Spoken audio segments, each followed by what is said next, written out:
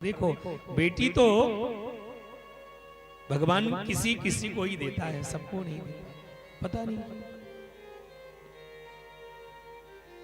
आजकल तो बेटियां भार हो गई हैं सबके ऊपर, पर यह बात हम भूल जाते हैं कि बेटी आती है तो अपने साथ भाग्य भी लेके आती है।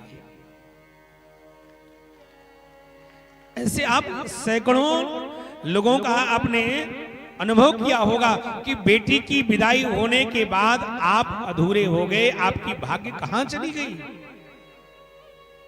और आप रोते हो कि दहेज क्या दें, खोपड़ी खराब है। उस बेटी ने तो आपको इतना बड़ा कर दिया और आप थोड़ा बहुत दहेज दे करके आप छाती फुलाते, मैंने अपनी बेटी को दिया। अरे मूर्ख, हम आप क्या बेटी को देंगे, बेटी तो स्वयं लेकर के आई थी। बेटी लक्ष्मी है, लक्ष्मी को हम क्या दे सकते हैं, कुछ। कई को लगता है कि मैं अपनी बेटी का पालन कर रहा हूं, मैं बेटी को पाल रहा हूं, पर सच तो यह है कि बेटी ही बाप को पालती है। आप अनुभव करना। हमारे कई ऐसे परिचित लोग हैं। अभी हम गीडा में कथा कर रहे थे तो जजमान की पत्नी ने कहा कि गुरुजी आप बात सच कहते हैं, मेरे आने के बाद मेरे पिता की तबीयत खराब हुई, इस समय ऐसे हो गए कि देखने लायक नहीं है। क्यों? क्योंकि बेटी के जाने के बाद सबसे ज्यादा कष्ट होता है तो उस बाप को होता है। माँ तो जानती है कि मैं भी पराये घर से आई हूं, बेटी भी पराये घर जाएगी, लेकिन एक बाप इससे अनभिज्ञ होता है। वो तो अपने कलेजे के टुकड़े को इतना दुलार करता है, इतना प्यार करता है कि वो भूल ही जाता है कि मेरी बेटी को एक दिन किसी दूसरे के घर भेजना है। और उसका परिणाम क्या होता है, पूर्ण रूप से अपनी बेटी पर आश्रित हो जाता है। भोजन करना है तो, जलपान करना है तो, कमरे की सफाई करना है तो, दवाइयां लेना है तो, ऐसी बेटी के जाने के बाद जब वो अभागा बाप अपने घर में अपने कोष्ठ में बैठता है तब उससे कोई बात करने वाला नहीं होता, उसकी छाती एक छिद्र हो जाता है। अब मुझे दवा कौन खिलाएगा, अब मुझसे कौन कहेगा कि पिताजी आप इतनी गर्मी में क्यों चलते हो। घर में उतना ध्यान एक पत्नी भी नहीं रखती है जितना ध्यान एक बेटी अपने पिता का रखती है।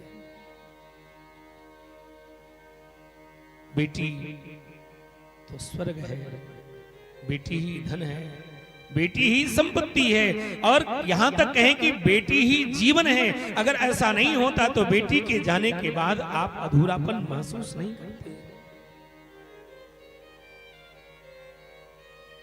पर जिस बेटी की हम विदाई करते हैं उस बेटी का कोई घर नहीं। माता कहती है कि पराये घर जाएगी, और जिस घर जाती है वो लोग कहते हैं कि पराये घर से आई है। मैं गुड़िया तेरे आंगन की,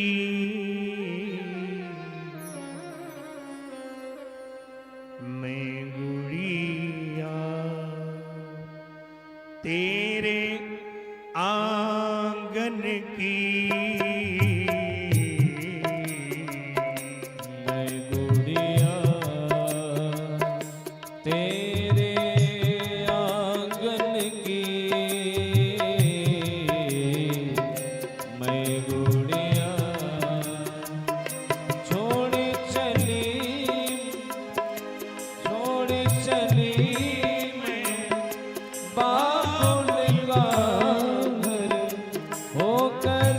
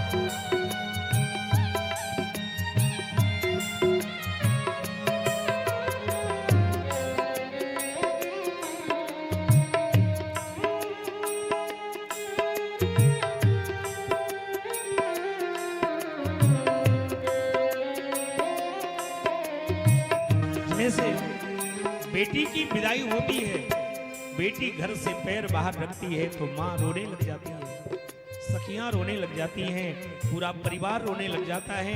यहाँ तक कि बराती भी अपने रुमाल को निकाल करके अपने बहते हुए आंखों को पोंछने लग जाते हैं।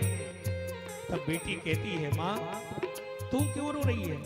तू तो कहती थी कि बेटी पराया धन है, तो मैं तो पराया थी, मैं जा रही हूं, लेकिन तेरे आंखों में आंसू है, क्यों? जानती हो? ऐ मेरी माँ क्यों रोती है, बेटी पराया धन होती है।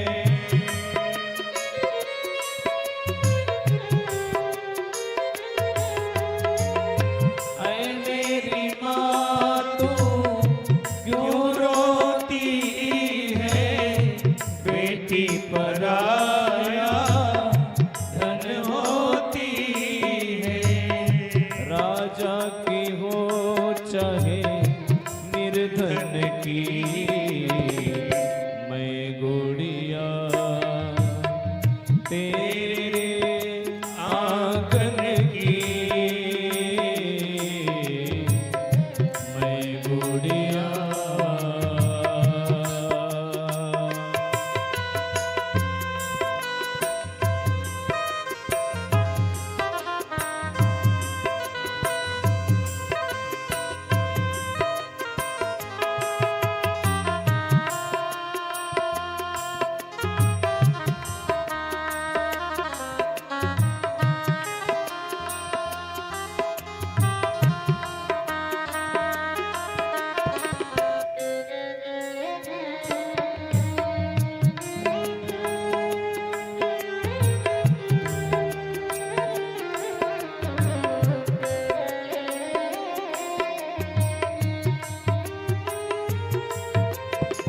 घर में बेटी भी है, बेटा भी है, दोनों को आप बाजार लेकर के जाओ तो बेटी गुड़िया ही खरीदेगी, बेटा तो पिस्तौल खरीदेगा, लगता है आतंकवादी बनना है। उस गुड़िया को घर ले आएगी, सजाएगी, घर को सजाएगी, पिता को सजाएगी, लेकिन वही बेटी जब घर छोड़ करके जाने लगती है तो अपनी माँ के हाथ जोड़ती है, माँ पिताजी कुछ कहते नहीं हैं, मैं तेरे हाथ जोड़ती हूँ, मेरे पापा को समय से दबा देते रहना, मेरे जाने के योग में शायद उन्हें अपने शरीर की सुध नहीं होगी, और अगर उन्होंने दवा नहीं खाई तो रोग बढ़ जाएगा। बाबुल माँ को धीर बधाओ, रो रो कर यूं हमें ना रुलाओ।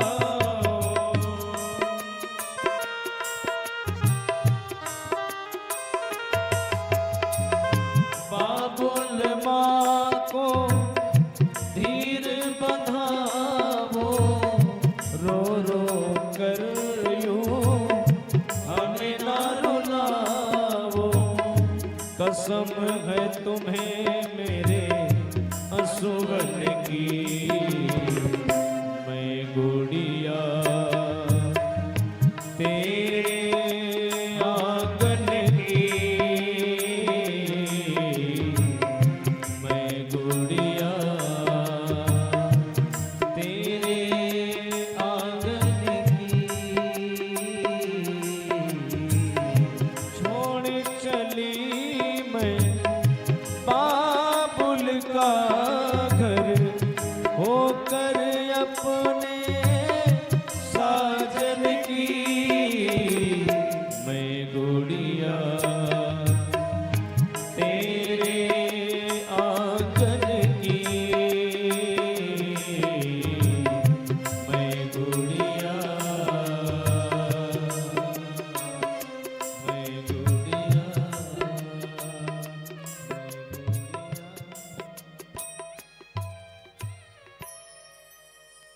जब एक बेटी अपने पिता के घर को छोड़ के आती है तब उस बेटी की जिम्मेदारी उस पति की होती है जिसके हाथ में हाथ थमाया है। हमारी आप सबकी जिम्मेवारी है कि हमारी आप सबकी पत्नी की आंखों में आंसू नहीं आने चाहिए। और अगर हम ऐसा कर गए तो हम संसार में सफल हो चुके हैं।